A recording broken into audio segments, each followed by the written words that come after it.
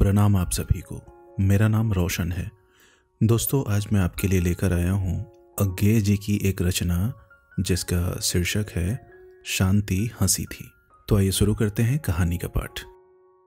जानकीदास मुजरिम, तुम पर जुर्म लगाया जाता है कि तुमने तारीख 14 दिसंबर को शाम के 8 बजे हॉलीवुड पार्क के दरवाजे पर दंगा किया और कि तुम्हारी रोजी का कोई जरिया नहीं है। बोलो, तुम्हें जवाब में कुछ कहना है? जवाब के बदले जानकीदास को टुकुर टुकुर अपनी ओर देखता पाकर न जाने क्यों मजिस्ट्रेट पसीज उठे। उन्होंने कहा, जो कुछ तुम्हें जवाब में कहना हो सोच लो। मैं तुम्हें 5 मिनट की मोहलत देता हूँ। 5 मिनट। जानकीदास के वज्राहत मन को मानो कोरे की चोट सा, मानो बिच्छू के डंक सा यह एक फिकरा काटने लगा। बताने की फिजूल कोशिश करने लगा। 5 मिनट, 5 मिनट। जैसे नदी के किनारे पड़ा हुआ कछुआ पास कहीं खटका सुनकर तनिक सा हिल जाता है और फिर वैसा ही रह जाता है, लोंदे का लोंदा। वैसे ही जानकीदास के मन ने कहा। शांति हंसी थी और रह गया। 5 मिनट। कुछ कहना है अवश्य, सफाई देनी है अवश्य। 5 मिनट। शांति हंसी थी। कब, कहाँ, क्यों हंसी थी और कौन है वह, क्यों है, मुझे क्या है उससे? 5 मिनट। उसे धीरे धीरे याद सा आने लगा, किंतु याद की तरह नहीं, बुखार के बुरे सपनों की तरह।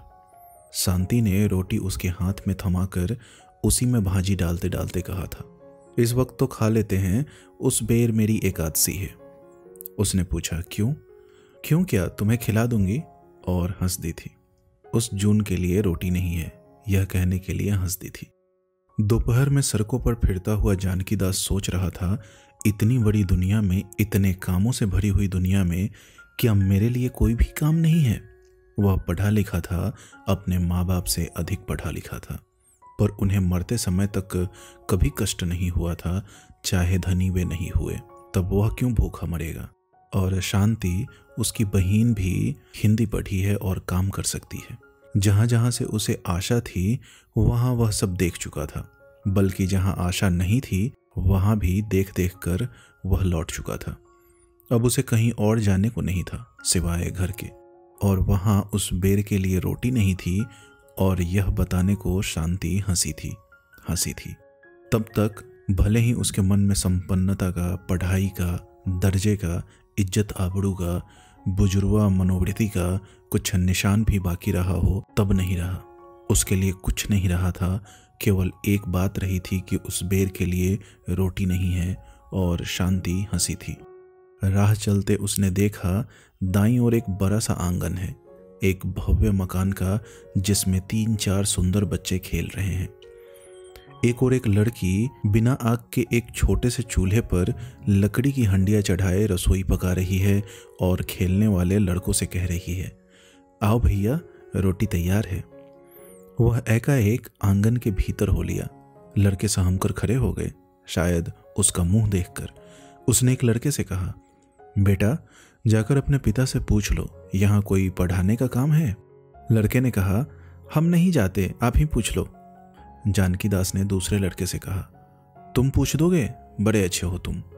उस लड़के ने एक बार अपने साथी की ओर देखा, मानो पूछ रहा हो, मैं भी ना कह दूं, लेकिन फिर भीतर चला गया और आकर बोला, पिताजी कहते हैं कोई काम नहीं है।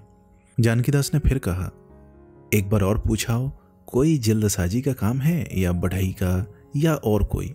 लड़के ने कहा, अब की तो पूछ लेता हूं, फिर नहीं जाने का, और भीतर चला गया। आकर बोला, पिताजी कहते हैं यहां से चले जाओ, कोई काम नहीं है, फिजूल सिर मत खाओ। जानकीदास बाहर निकल आया। कोई पढ़ाने का काम है, किसी क्लर्क की जरूरत है, जल्दसाज की, बढ़ई की, रसोइया की, भिस्ती की, टहलुए की, मोची मेहतर की, कोई ज़रूरत नहीं है। सबके अपने अपने काम हैं, केवल जानकीदास की कोई ज़रूरत नहीं है, और उस बेर खाने को नहीं है। और शांति हंसी। शाम को हॉलीवुड पार्क के दरवाजे के पास जो भीड़ खड़ी थी, उन्हीं में वह भी था। दुनिया है, घर है, शांति है, रोटी है, यह सब वह भूल गया था। भूल नहीं गया था, याद रखने की क्षमता, मन को इकट्ठा अपने वश में रखने की सामर्थ्य वह खो बैठा था। न उसकी कोई सोच थी, न उसकी कोई इच्छा थी। यहाँ भीड़ थी, लोग खड़े थे, इसीलिए वह भी था। भीतर असंख्य बिजली की बत्तियां जगमगा रही थी। बड़े बड़े झूले रंग बिरंगी रोशनी में किसी स्वप्न आकाश के तारों से लग रहे थे। कहीं एक बहुत ऊंचा खंभा था जिसकी कुल लंबाई नीली और लाल लैंपों से सजी हुई थी और उसके ऊपर एक तख्ता बंधा हुआ था। उसी के बारे में बातें हो रही थी और जानकी दास मंत्रमुग्ध सा सुन रहा था। वह जो है ना खंभा, उसी पर से आदमी कूदता है, नीचे एक जलता हुआ तालाब होता है, उसी में। उसमें पहले दूसरा खेल भी होता है जिसमें कुत्ता कूदता है। नहीं, वह बाद में है। पहले साइकिल पर से कूदने वाला है, वह यहाँ से नहीं दिखता। वह कितने बजे होगा? अभी थोड़ी देर में होने वाला है, 8 बजे होता है। यह आवाज क्या है? अरे, जो वह गुंबद में मोटरसाइकिल चलाता है उसी की है। जानकी दास का अपना कुछ नहीं था, इच्छा शक्ति भी नहीं। जो दूसरे सुनते थे वह उसे सुन जाता था, जो दूसरे देखते थे वह उसे दिख जाता था। वह देखो, झूले चलने लगे थे, चरखड़ियां घूमने लगी थी। उन पर बैठे हुए लोग नहीं दिखते थे, पर प्रकाश में कभी कभी उनके सिर चमक जाते थे और कभी किसी लड़की की तीखी और कुछ डरी सी हंसी वहां तक पहुंच जाती थी। डरी सी किंतु प्रसन्न, आमोद भरी। जानकी दास देखता था और सुनता था और निश्चल खरा भी उत्तेजित हो जाता था। वही क्यों, सारी भीड़ ही धीरे धीरे उत्तेजित होती जा रही थी। तभी अंदर कहीं बिगुल बजा, तीखा, किसी प्रकार की सोच या चिंता से मुक्त, पुकारता हुआ। किसी ने कहा, अब होगा साइकिल वाला खेल, चलो चले अंदर। तुम नहीं चलोगे? चलो, मैं भी चलता हूं यार, यह तो देखना ही चाहिए। आओ ना जल्दी, फिर जगह नहीं रहेगी। भीड़ दरवाजे की ओर बढ़ी, उत्तेजना भी बढ़ी, फैली, फिर बढ़ी। जानकी दास भी साथ पहुंचा टिकट घर के दरवाजे पर। लोग टिकट लेकर भीतर घुसने लगे।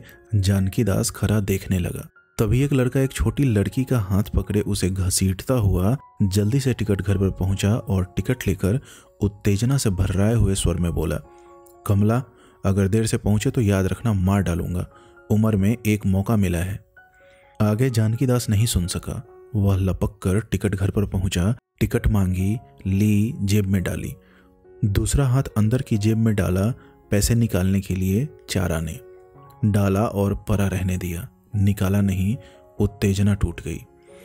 जेब में एक पैसा भी नहीं था। मुजरिम, तुम्हें कुछ कहना है? जानकी दास ने फिर एक बार तीन दृष्टि से मजिस्ट्रेट की ओर देख लिया। बोला नहीं। उसका मन कछुए की तरह तनिक और हिलकर बिल्कुल जड़ हो गया। उस बेर उसने नहीं खाई थी तो शांति ने खा ली होगी। मजिस्ट्रेट साहब सेकंड भर सोचकर बोले, 1 साल। शांति हंसी थी। उस बेर के लिए रोटी नहीं है, यह कहने के लिए शांति हंसी थी।